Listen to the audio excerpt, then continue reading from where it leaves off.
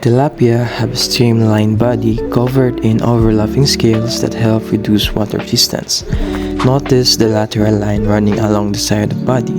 This sensory organ detects vibrations and changes in water pressure. The tilapia has several fins: the dorsal fin on top, the pectoral and pelvic fins on the side, the anal fin below, and the caudal fin or the tail fin, which aids in movement. In the head region, we have the eyes, the mouth, and the operculum, which protects the gills from harm.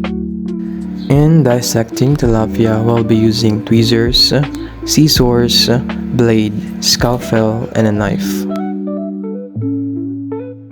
Before we start dissecting, remove the scales and the fins in order to clearly expose the body surface and make the incision easier and safer. We start by observing the operculum, the hard bony flap covering the gills on both sides of the fish head.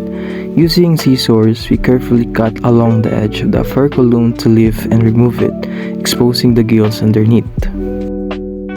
Once exposed, we can clearly see the gill arches and the delicate red gill filaments. These filaments are rich in blood vessels and are responsible for gas exchange, absorbing oxygen from water and releasing carbon dioxide. We carefully cut through the upper and lower attachments of the gill arches, using forceps to gently pull them out. This process allows us to get a closer look at their structure and function. Once the gills are fully detached, we place them gently in a dish of clean water. As the gill comes in contact with water, you may notice how they spread out slightly. It is because water helps separate the filaments, maximizing the surface area. After observing the gills, we proceed with the main incision. Unlike the usual ventral approach, we begin our cut near the head region, just below the gills, and extend it down toward the tail along the belly of the fish. These allow us to fully open the cavity for examination. Opening the body cavity took more time than expected. The top body wall and firm muscle layers required extra care and patience. We began the incision using a blade, but due to the resistance of the tissue and the need for more precision, we switched to a scalpel. The scalpel allowed us to make cleaner, more controlled cuts along the body, starting from the head region toward the tail.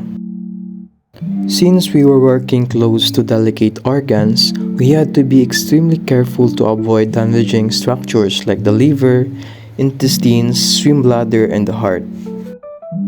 This part of the dissection tested our focus and technique and helped us understand the importance of precision when handling biological specimens.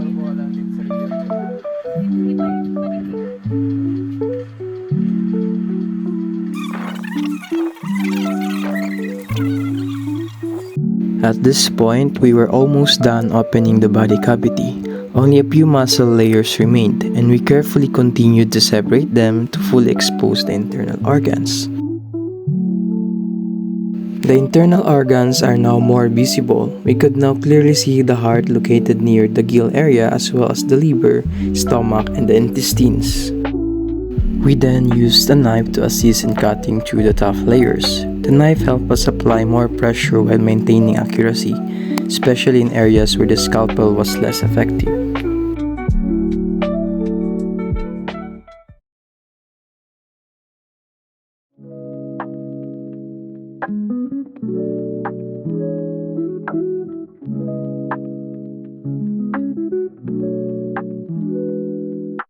After a slow and steady process, we finally and successfully opened the body cavity. Now, the internal organs can be clearly seen. The heart is located just beneath the area where the gills were, followed by the liver, stomach, intestine, swim bladder, and the gonads. The organs remain intact and in good condition, allowing us to observe the structure and placement accurately. This is the boneless part of the tilapia. Pwede na siyang gawing fish fillet. One fascinating observation was that the heart was still beating. This is a result of residual muscle activity which can occur in cold-blooded animals like fish. In this view, we can see the intestine, the liver, and the gallbladder, or which we call the abdo. After carefully opening the abdominal cavity of the tilapia, we proceed to extract the internal organs one by one. With tweezers, scissors, blade, and scalpel in hand, we gently lifted and separated each organ from the body, noting its appearance, texture, and function.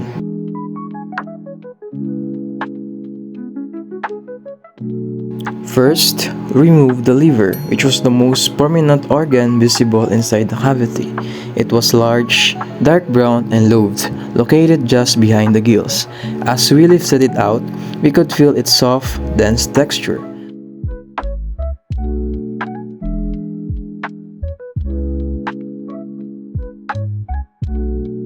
Next, just beneath the liver, we found and extracted the stomach. It had a muscular, slightly curved shape and was firm to the touch. When we gently opened it with a scalpel, we found partially digested food, small plant matter, and possible bits of invertebrates.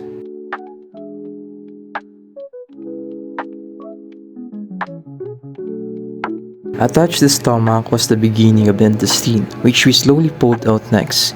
It was long, coiled, and tubular, filling much of the abdominal space. The inner lining was smooth and pinkish.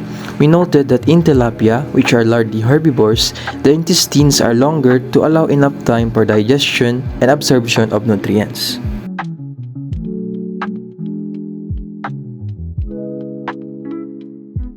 After the digestive organs, we move on onto the swim bladder located along the dorsal side of the cavity.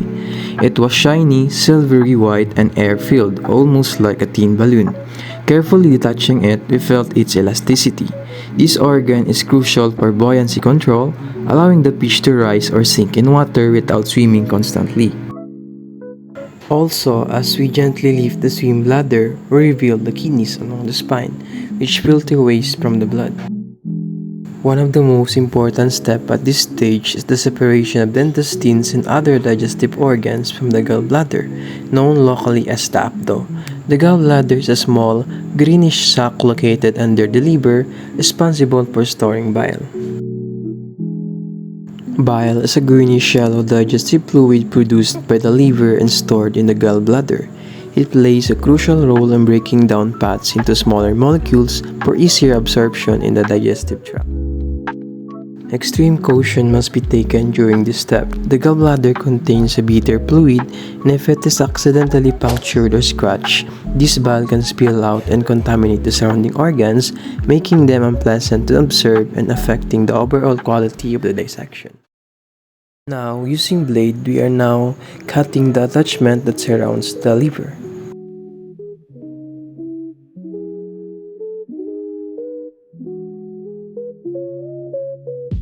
As we lift the liver out, we observe its size, color, and texture. A healthy liver will be firm and uniform in color. In this case, the liver of the tilapia is healthy. The liver now removed, we shift our focus to the stomach. It's located just below where the liver was and it's connected to both the esophagus above and the intestines below. The stomach plays a key role in breaking down food using digestive enzymes before passing it along to the intestine for nutrient absorption.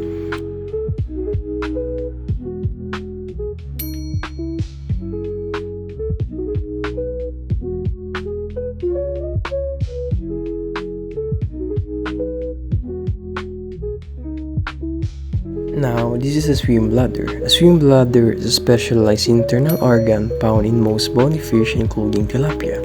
Its main function is to help the fish control its buoyancy, allowing it to float at different depths in the water without constantly using energy to swim. Now, this is the intestine. The intestines are responsible for absorbing nutrients from digested food and transporting the remaining waste toward the anus for excretion.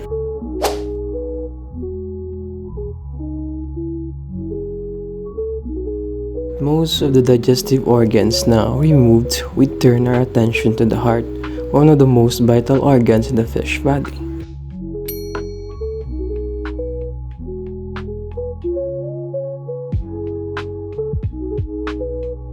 Removing the organs from the tilapia's body cavity was a delicate and eye-opening experience. It required patience and precision, especially when working around sensitive parts like the gallbladder. As we separated each organ, we gained a deeper understanding of their structure, placement, and function. This process not only helped us see how the internal systems connect and support life, but also reminded us of the importance of careful observation and respect for living organisms. With the organs in the body cavity fully examined and removed, we now shift our attention to the head region of the tilapia to explore the eyes and the brain. We begin with the eyes, located on either side of the head. Using a scalpel, we carefully cut around the tissue surrounding one eye, loosening it from one socket. Once the connected tissue are severed, we gently lift the eye out.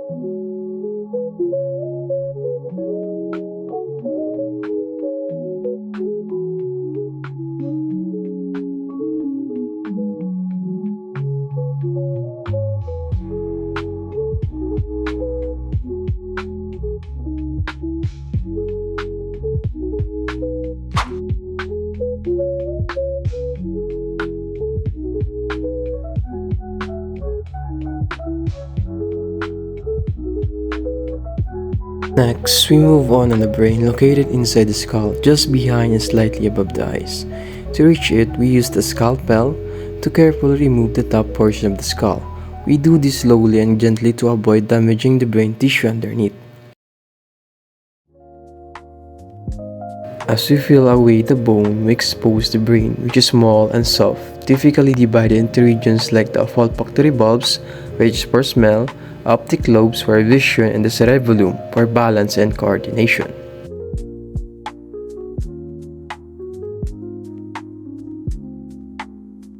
And with that, we complete our tilapia dissection. From the body cavity to the head region, we have explored the complex system that keeps this fish alive, from digestion and circulation to sensory and brain function. This hands-on experience has deepened our understanding of fish anatomy and reminded us of the intricate design present even in the smallest creatures. With this, we thank you for following along.